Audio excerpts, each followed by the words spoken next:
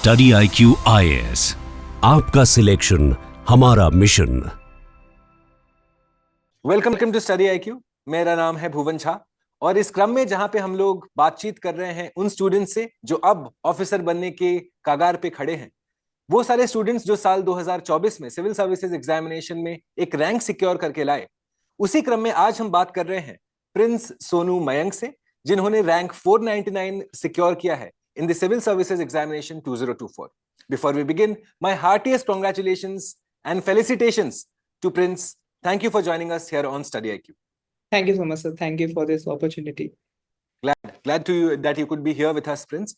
Thank you. सबसे पहले ये जानने की कोशिश करेंगे कि कल के दिन और आज के दिन में कुछ चेंज महसूस कर रहे हैं आप?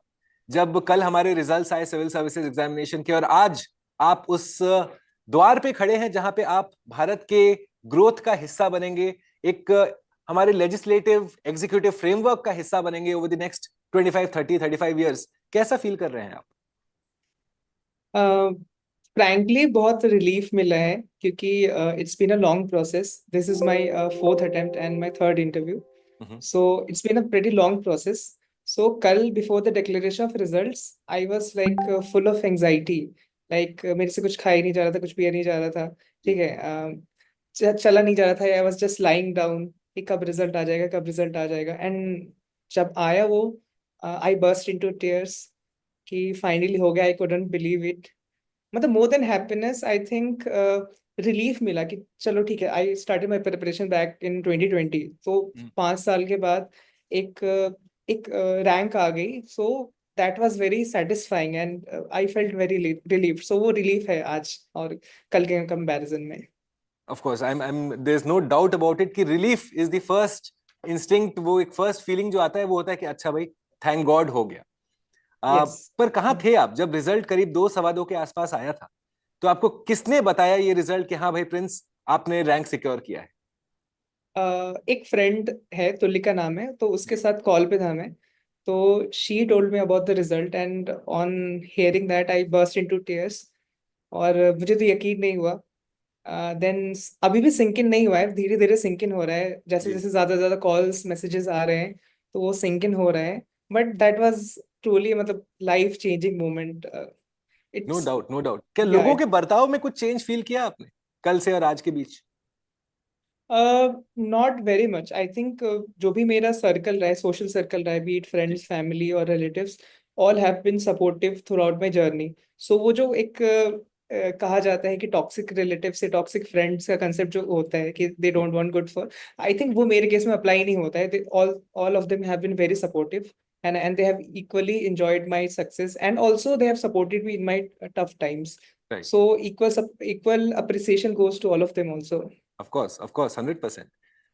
जब आप अपने जर्नी के बारे में बात करते हैं तो देखिए, आपने जैसे बताया कि आपने मल्टीपल अटेम्प्ट्स दिए, तो एक सवाल अब वहां से उभर के निकलता है हमारे लिए कि भाई आपने किस स्ट्रैटेजी के अंतर्गत पढ़ाई की इस अटेम्प्ट में, जो शायद आपने प्रीवियस अटेम्प्ट्स में ना किया हो, कि इस रिजल्ट आपको ये सुनिश्चित आप कर पाए. तो शुरुआत करेंगे हम आपके प्रीलिम्स के स्ट्रैटेजी के साथ, क्योंकि बाय डिफॉल्ट एक उसको सबसे difficult part of the entire process माना जाता है, जहां पे 3 से 4 लाख लोग अपीयर कर रहे हैं और उसके बाद वो पूरा सेट एक तरीके से कंप्रेस होके बस 15,000 कैंडिडेट्स का बन रहा है जो मेंस लिखेंगे. तो how did you approach prelims specifically in the year 2024? I'll start from the beginning. Like मेरा फर्स्ट अटेम्प्ट था 2021 में, ठीक है. So I prepared extensively and later I scored only 70 marks in that attempt, ठीक है. So उस बार prelims like अक्टूबर में हुआ था. Next prelims was scheduled on 5th June 2022, ठीक है. So उस पीरियड में मैंने मेनली prelims से फोकस किया ज्यादा, ठीक है. And my score jump from 70 to 122. And I think वो जो मेहनत करी मैंने प्रीलिम्स के लिए, सो वही अब तक डिविडेंड पे कर रहा है. क्योंकि I think most of the part of prelims questions, most of nature of the prelims question is static in nature, mostly static in nature with a little bit of current affairs which can be easily managed. So I think जो मैंने उस time किया वही अभी dividend pay कर रहा है. And I think सबसे इम्पोर्टेंट है कि स्टैटिक पे फोकस करना. स्टैटिक जितना स्ट्रांग हो, जो भी सब्जेक्ट्स हैं उनके basics, economy, history, geography, environment, international relations और भी जो भी सब्जेक्ट्स हैं उनके बेसिक्स बहुत स्ट्रांग हो, ठीक है, तो वो बहुत एक सॉलिड फाउंडेशन हो जाता है, and then you can build it up उस पे जो भी करंट अफेयर्स या वैल्यू एडिशन मटेरियल्स या फिर टेस्ट सीरीज लगाते हैं. So that aids your preparation, but for that you need to have sound foundation. Right. And after making a sound foundation, I think test series is equally important for practicing. I think मैंने 50-60 test दिए थे उस बार में, जब मेरा prelims नहीं हुआ था उसके बाद मैंने 50-60 टेस्ट दिए थे. तो I think that also helped. And thirdly, I think this should have been my second point, but thirdly, I think PYQs. PYQs को बहुत ही thoroughly एनालिसिस करना. फॉर एग्जाम्पल कोई भी एक क्वेश्चन है उसमें 4 ऑप्शंस हैं, ठीक है, 4 ऑप्शन या 5 ऑप्शन जो भी हैं, ठीक है, तो हर ऑप्शन को इन डेप्थ प्रिपेयर करना, मतलब जो भी उस ऑप्शन का भी पेरेंट टॉपिक है उस पेरेंट टॉपिक पे पूरा कमांड करना, beat point of view of static और करंट अफेयर्स. फॉर एग्जाम्पल अगर जेनेटिकली मॉडिफाइड ऑर्गेनिजम्स पे क्वेश्चन है, अगर कुछ DMH11 मस्टर्ड, धारा मस्टर्ड पे कुछ क्वेश्चन आया था 2019 में, so I will make sure कि I have full knowledge about the whole gene editing and gene modification process. And मैं ये भी देखूं गूगल सर्च करके कि आजकल चल क्या रहा है उस फील्ड में, है ना. So that way you can make your preparation more holistic based on PYQs, not only PYQ questions but all the options, be it correct or incorrect options. So I think वो thorough study, or apart from foundation and test series, I think that really helped me to ace prelims in all my last 3 attempts. Prince, आपने बहुत सही बात की कि PYQs एक तरीके से जो हमारा एग्जामिनर है उसके माइंड का एक प्रतिबिंब है. हमें पता चल जाता है कि भाई कौन सा टॉपिक ज्यादा इंपॉर्टेंट है या ज्यादा फोकस हमें करना चाहिए. पर एक फ्रेशर के मन में एक प्रश्न जो जरूर आ रहा होगा इस टाइम पे कि आखिरकार हम क्वेश्चन सॉल्विंग शुरुआत कब करें.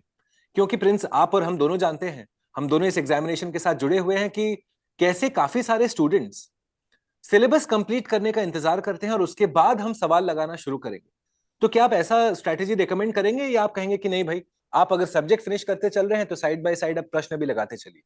कौन सा रिकमेंडेड होगा? Sir I think there are varying perceptions कि what is meant by completion, क्योंकि कंप्लीशन कभी हो नहीं सकता. 100% completion of any subject is utopia, but at the same time you can't attempt questions for both prelims और mains by completing only 20-30-40% of the syllabus.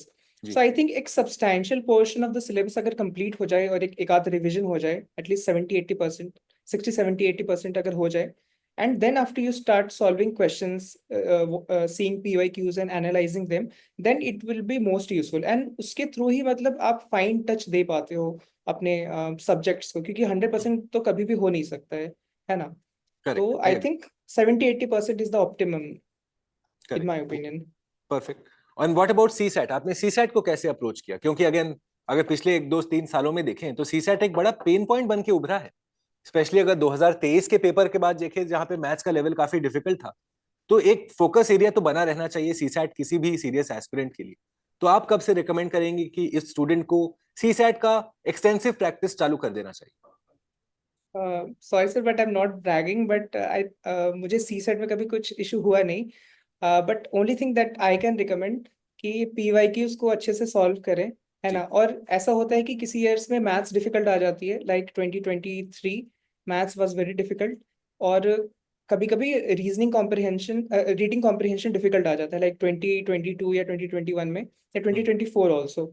सो आपको paper देख के strategy modify करनी होगी कि आपको मैथ्स ज्यादा करना है. अगर मैथ्स डिफिकल्ट आई और मैथ्स में आपने टाइम वेस्ट कर दिया तो आपका वो अटेम्प्ट चला जाएगा, है ना. तो प्रॉपरली एनालाइज करने, लाइक अगर कॉम्प्रिहेंशन ज्यादा इजी लग रहा है तो कॉम्प्रिहेंशन ज्यादा अटेम्प्ट करने, पहले अटेम्प्ट कर लेने, एंड देन मैथ्स में जो सॉल्वेबल है वो अटेम्प्ट करने.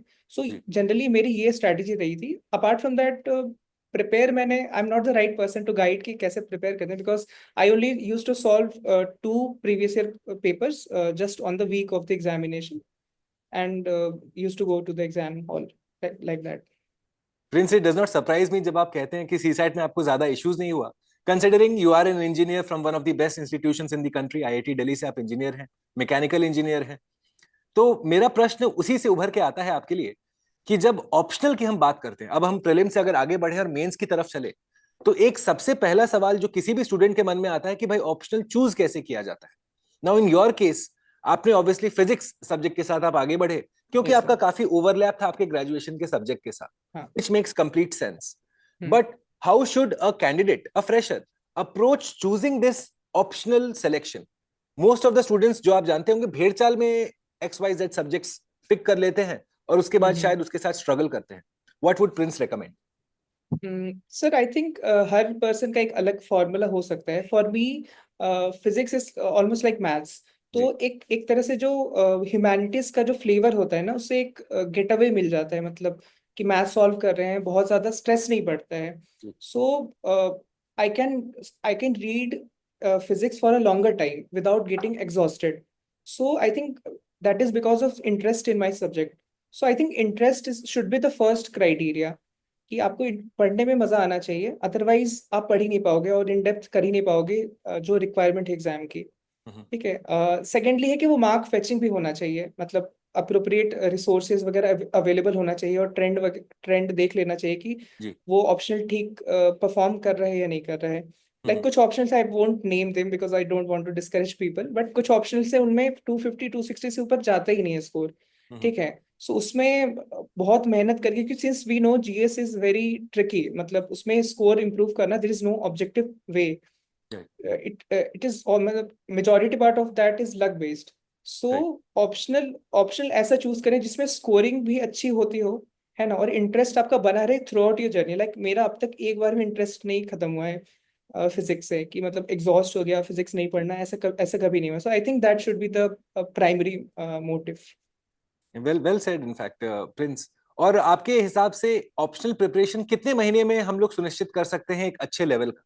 And I'll tell you why I'm asking you this question, Prince. क्योंकि आजकल काफी सारी भ्रांतियां चलती हैं मार्केट में, स्पेसिफिकली सेइंग कि अच्छा आप फलाना ऑप्शन ले लीजिए वो 2 महीने में कंप्लीट हो जाता है, या ये ऑप्शन ले लीजिए वो 3 महीने में कंप्लीट हो जाता है. ऐसा कुछ होता है क्या, या एक्चुअली में आपको एक मिनिमम टाइम फ्रेम अलॉट करना पड़ेगा ऑप्शनल को ढंग से कंप्लीट करने के लिए? Sir, I think it would depend on optional to optional. I can't comment on other options, but talking about physics optional, I think it is one of the lengthiest optionals among all of them.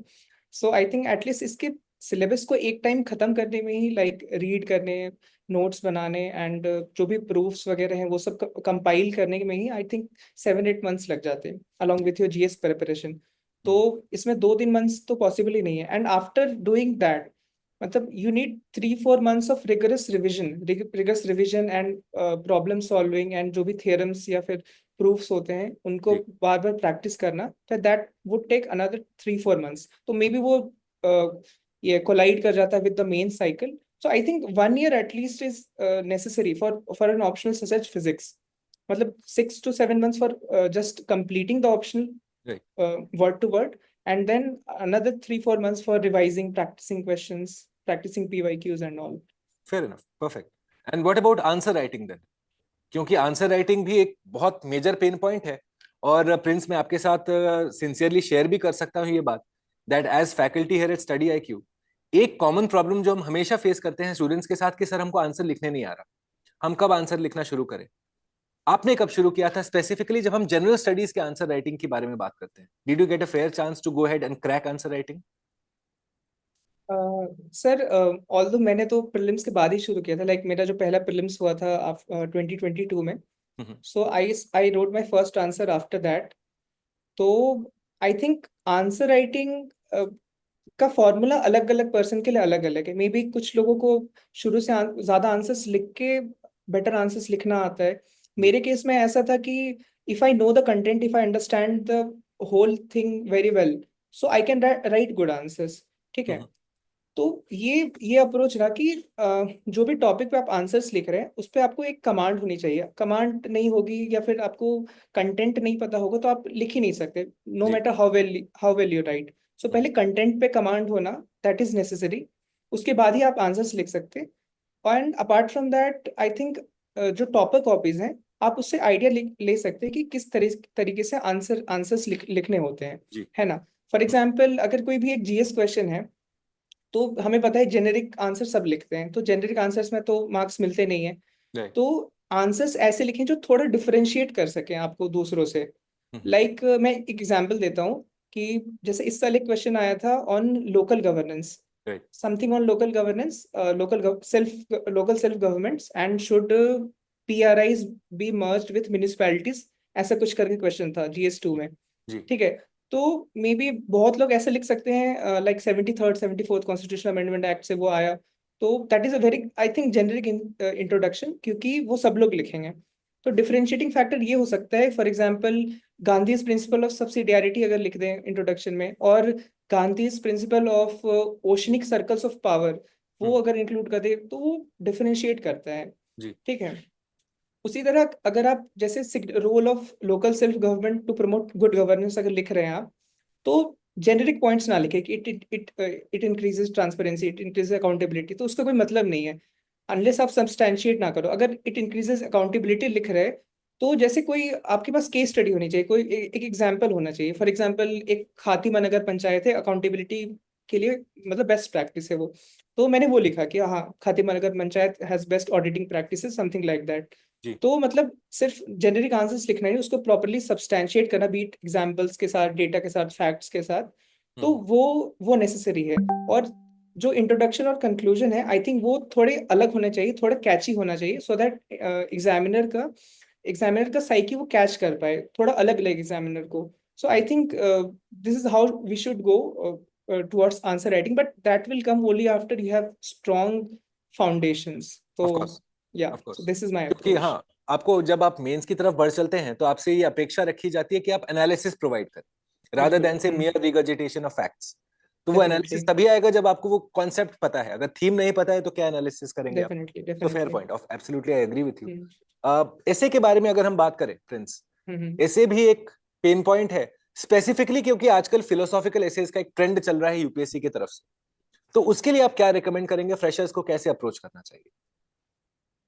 I think philosophical essays लाने का point ये था कि जो rote learning है उसको minimise किया जा सके। पहले जो आता था कि एजुकेशन पे आ गया, हेल्थ पे आ गया, फॉरेन पॉलिसी पे आ गया, जी। तो people use to have readymade content and topic हिसाब से they just write and get good marks. But I think that is not reflective in nature, that doesn't show a person's personality, someone's personality. So I think personality जज करने के लिए ऐसे ऐसे आ रहे हैं कि आपका एक एक थॉट पे क्या ओपिनियन है, like not all those who wander are lost. तो इस पे आप क्या, इस पे आपका क्या ओपिनियन है, तो इस पे कोई प्रिपेयर नहीं कर सकता। You have to frame on on the spot and write your opinion, write your essay. So I think वो इसका थॉट प्रोसेस क्या है वो पहले जानना जरूरी है। And after that you need to have content ready, कि मतलब आपको अलग अलग डायमेंशंस में जी। कंटेंट रेडी होना चाहिए।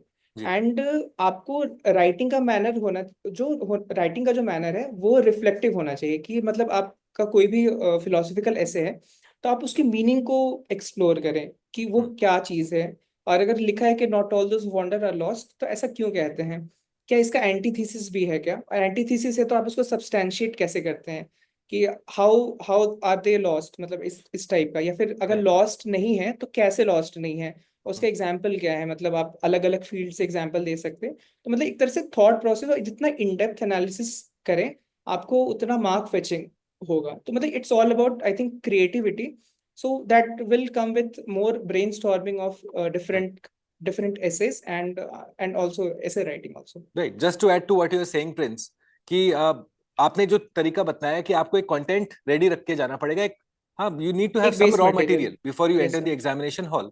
और Prince, I am definitely. Happy to share with you कि स्टडी आईक्यू की क्लासेस में हम लोग जब स्टूडेंट्स के साथ डिस्कस करते हैं, we often stress on techniques for answer writing. For example pestle technique हम सब ने सुना है, जहां पे आप एक एंगल पे political, economic, social, technological different approaches से आप एक टॉपिक को अटैक करते हो, try to break it down into smaller parts, जिसका कि शायद उपयोग हम लोग ऐसे पेपर में भी काफी कर सकते हैं जब आपको मल्टीपल व्यू पॉइंट्स दिखाने हैं एग्जामिनर के सामने। So in that I completely agree with you. Current affairs की अगर हम बात करें, क्योंकि करंट अफेयर्स को लेके भी ये डर है कि भाई कौन सा न्यूज़पेपर पढ़ें, न्यूज़पेपर पढ़ें भी कि नहीं पढ़ें, न्यूज़पेपर का नोट्स कैसे बनाएं, उस नोट्स को रिवाइज कैसे करें, कैसे स्टैटिक के साथ इंटीग्रेट करें। There are host of questions that comes with current affairs. So what would you recommend for a fresher to begin with? So firstly, newspaper reading is essential. There are no second thoughts about it. जी। And I think the best two newspapers are the Hindu and the Indian Express. So you can choose either one. Like शुरू में मैं हिंदू पढ़ता था, फिर Indian express पे switch कर दिया. I think both are equally good.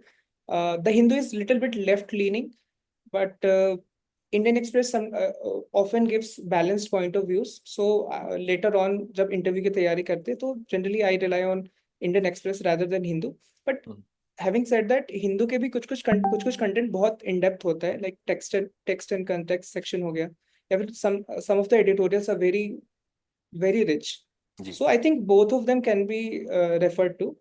And regarding how to integrate in the preparation, I think सबसे पहले तो आपका स्टैटिक मजबूत होना चाहिए, आपके स्टैटिक के नोट्स रेडी होने चाहिए.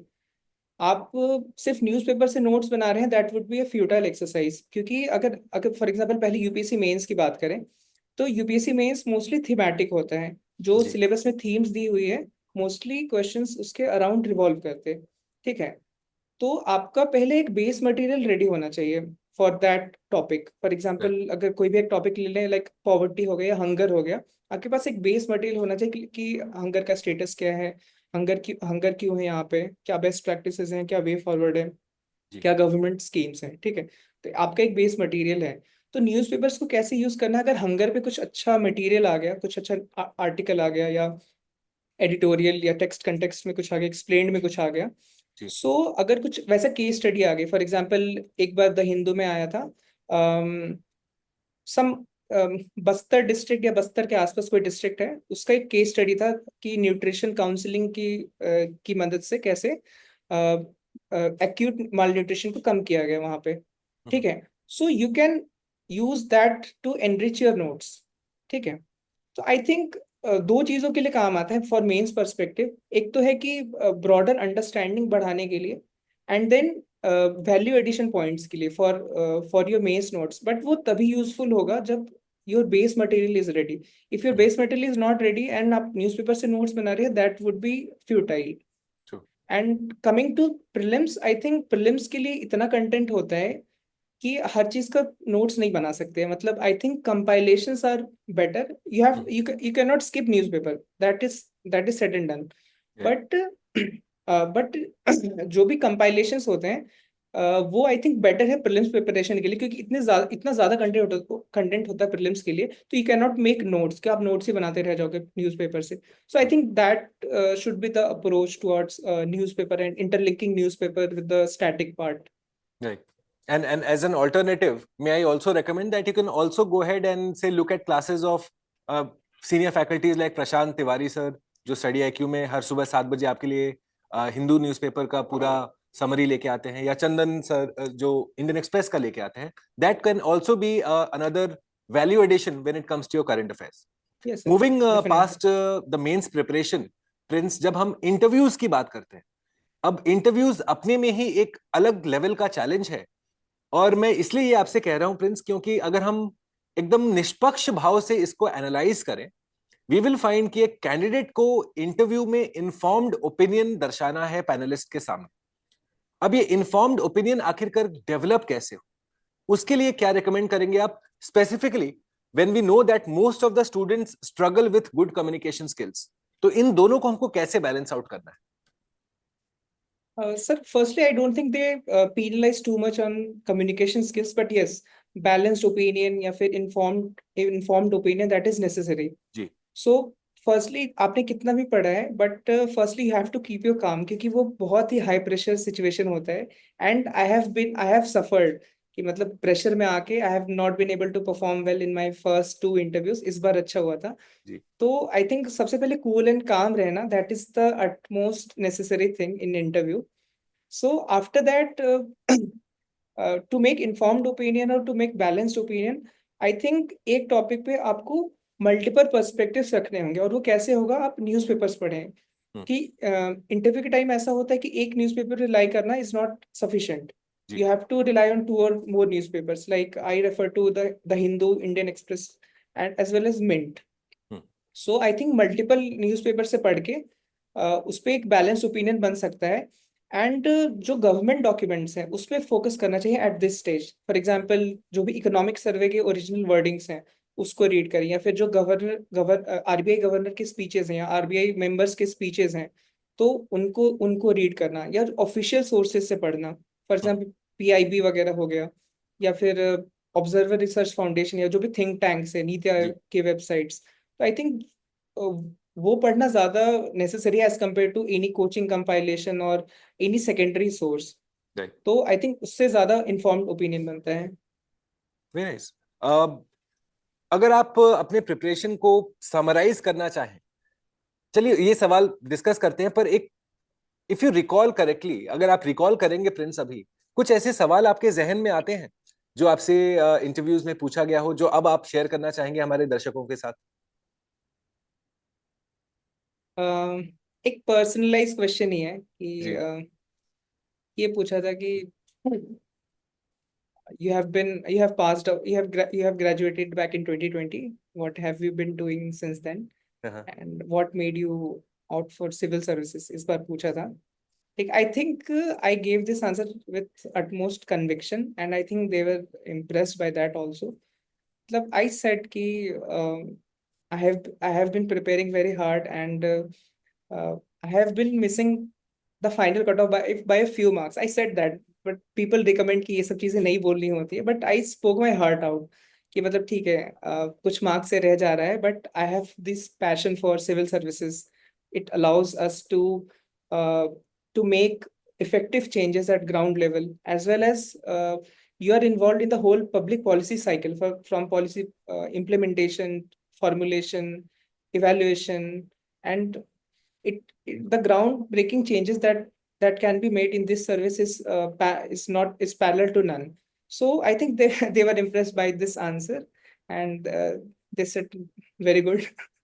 Yeah, and I think on honesty that always note, page ना प्रिंस, yeah, अगर आप definitely. पैनलिस्ट के सामने ऑनेस्ट हैं rather than putting on this show, क्योंकि वो सीनियर ब्यूरोक्रेट्स या एक्सपीरियंस्ड इंडिविजुअल्स है, वो आराम से आपका वो फर्जीवाड़ा पकड़ लेंगे.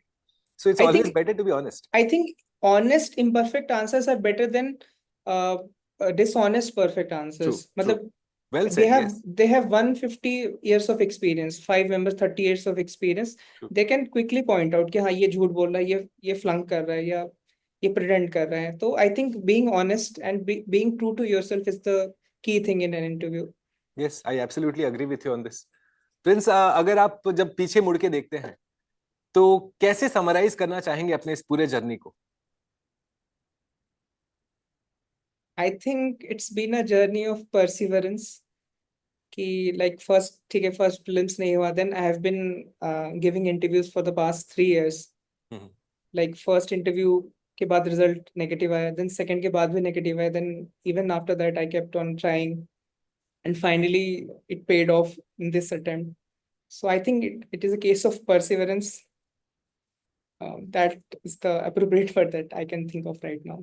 And how did study IQ help you in this goal of yours? कैसे study IQ ने आपको support किया, उसके बारे में भी कुछ बतलाना चाहेंगे हमारे students को? Yes sir, especially in the initial years of my preparation. जब ऐसा होता है, जब कोई न्यू स्टूडेंट स्टार्ट करता है न्यूज़पेपर रीडिंग, तो उसको ऑफन आर्टिकल समझ में नहीं आती क्योंकि उसका कोई वैसा बैकग्राउंड नहीं होता है. तो study IQs videos did help in that aspect कि मतलब चीज़ों को सिंप्लीफाई करके बताना, उनको उनका जो भी न्यूज़ आई है उसका बैकग्राउंड बताना प्रॉपरली, उसको एक्सप्लेन करना. So that way it helped to streamline my preparation in my initial years. So I'm thankful for that. It's our proud privilege to have students like you, Prince. I think we are coming to the end of this discussion, Prince. बस एक दो सवाल आपसे पूछने हैं. एक सवाल जो डेफिनेटली मैं आपसे पूछे बगैर आपको जाने नहीं दूंगा, कि क्या मिस्टेक्स, 3 ऐसे मिस्टेक्स हमारे स्टूडेंट्स के लिए आइडेंटिफाई कर दीजिए जो उनको कॉन्शियसली अवॉइड करना है, चाहे वो प्रीलिम्स की बात करें, मेंस की बात करें या इंटरव्यूज की बात करें. Firstly, I think giving too much emphasis on prelims preparation. I think आपका जो cognitive mind develop होता है या topics पे आपका command बनता है, वो मेंस प्रिपरेशन से बनता है, by analyzing different point of view of a matter. For example, Trump के टैरिफ्स है, तो प्रीलिम्स में ये न्यूज आएगी 26% टैरिफ लगा दिया, बट उसके क्या इम्प्लीकेशंस है, उसका क्या बैकग्राउंड रहा है, क्या वे फॉरवर्ड हो सकता है, क्या इंडिया कर सकता है. सो उससे आपका होल पर्सपेक्टिव बनता है और वो आपको हेल्प करता है even in prelims examination. So never compromise mains preparation, even though prelims नहीं हो रहा है, but you have to master mains preparation before mastering prelims preparation. So I think वो सबसे ज़्यादा necessary है. Secondly, I think too much reliance on only mocks, coaching mocks, I think they are not helpful. They're helpful only after you have completed and analyzed your PYQs. Right. People flunk on PYQs, मतलब वो ठीक से देखते नहीं है, ठीक से analyse नहीं करती, या देखती भी है तो सिर्फ आंसर आ गया एंड देन आगे बढ़ गए। बट उसको मतलब एटलीस्ट हर एक क्वेश्चन को 15-20 मिनट्स ऑफ थॉट प्रोसेस देना है, या गूगल सर्च देना है, या फिर जो आपके स्टैटिक में पार्ट है वो आपको अच्छे से पढ़ना है। सो नॉन रिलायंस ऑन मतलब non emphasis on PYQs I think is a major blunder कि जो लोग कमिट करते हैं, I was one of them in my first attempt.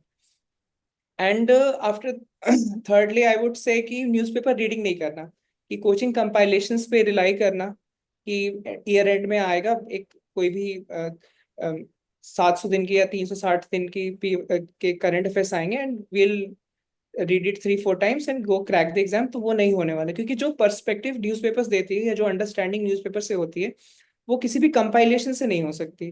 ठीक है, तो आई थिंक न्यूज़पेपर पढ़ना बहुत एसेंशियल है, ये आपके कॉग्निटिव माइंड को बहुत ज्यादा डेवलप कर देगा। तो I think these 3 things I think that should be followed. Those are great pieces of advice, Prince. And finally, before I let you go, वैसे तो मन तो नहीं है मेरा, इतना enriching discussion है ना, सिर्फ as a faculty but also for those of you who are watching us on YouTube. एक फाइनल सेगमेंट है हमारा इस पूरे इंटरव्यू का, जहां पे मैं आपको कुछ स्पेसिफिक क्वेश्चंस पूछूंगा, रैपिड फायर राउंड जैसा है। आप जल्दी जल्दी इसका आंसर देने का प्रयत्न करेंगे। Sure. ओके और ये क्वेश्चंस जो हैं ये भेजे गए हैं स्टडी IQ के स्टूडेंट्स द्वारा और मेरे को फैकल्टीज द्वारा। तो सबसे Sure. पहला सवाल प्रिंस आपके लिए, एक ऐसा किताब बताइए जो हर एस्पिरेंट को पढ़ना चाहिए, जो कोर्स का किताब नहीं है। A Brief History of Time by Stephen Hawking. Oh, that's a very good suggestion. One quote that kept you going, Prince. Fall 7 times, rise up the 8th. Very nice. ऐसे या एथिक्स, क्या difficult लगा था आपको? Ethics ज़्यादा difficult है। Why so? If I can ask you that, why was ethics slightly more difficult? Because I think ऐसे एक ऐसा पार्ट है where अगर कुकिंग से अगर कंपेयर करें तो you can have your own ingredients, you can make your own dish the way you like, but उसमें specific answers चाहिए होते हैं, and even there are abstract questions, abstract scenarios, and उसमें आपको specific content produce करना है, there is not so much room for improvisation। ठीक है, so you have to be very good at the subject, आपको core concepts बहुत strong होने चाहिए, तभी you will be able to crack, like जिस लेवल का इस बार पेपर आया था, you don't have much room for innovation, कि आपको प्रॉपर सिलेबस पे कमांड होना चाहिए, then only you can crack GS4 specially section A questions. तो I think that way I think ethics ज्यादा डिफिकल्ट लगा। That's a very fair point you make, Prince. Geography या polity, कौन सा ज्यादा डिफिकल्ट सब्जेक्ट था आपके लिए? Difficult I think I would say polity. I'm so glad you said that, Prince. Thank you. Okay, the last question that I have for you, and I promise this is the last one. Virat Kohli या रोहित शर्मा, क्या है Prince का favourite? Rohit Sharma. Okay, thank you so much, Prince, हमारे साथ जुड़ने के लिए study IQ पे। आपके सारे एडवाइस, टिप्स और ट्रिक्स, आपका जो स्ट्रेटेजी आपने शेयर किया है, I am sure this will be a gold standard for the next generation of students जो साल 2026 और साल 2027 में अपीयर करेंगे। Once again, on behalf of the entire leadership, team, management, faculty, all of us here at Study IQ, our best wishes are with you. जैसे जैसे हम कहते हैं कि अब भारत आजादी के अमृत काल में आगे बढ़ चलेगा, तो वो आप जैसे ऑफिसर्स के बदौलत, आपके कार्य के बदौलत, it will be riding into the sunset as we head into 2047. Thank you once again, Prince, for joining us here on Study IQ, and my best wishes and blessings are with you. Thank you so much. Thank you so much for this opportunity. Thank you. Study IQ IAS, आपका selection हमारा mission.